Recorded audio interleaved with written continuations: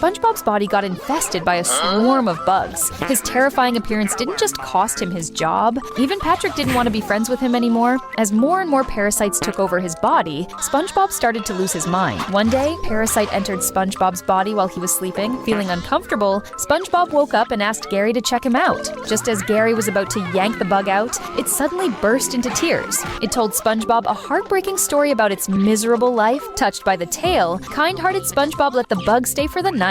But once SpongeBob fell back asleep, the bug called in all its siblings. They threw a wild party inside his body, and instead of getting mad, SpongeBob joined in the fun. It wasn't until Gary pulled open the curtains that SpongeBob remembered he had to go to work. But now the bugs refused to leave his body. Gary tried to scare them off, but SpongeBob stopped him. Furious, Gary kicked SpongeBob out of the house.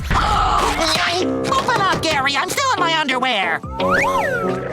Gary, I need to take a shower.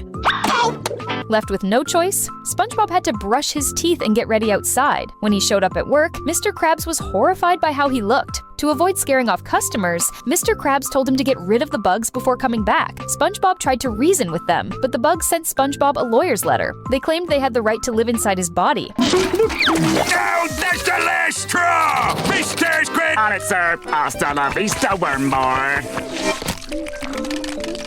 And don't come back until you're dewormed! What am I gonna do? At this time, Plankton, who was passing by, saw SpongeBob's miserable condition. He decided to help.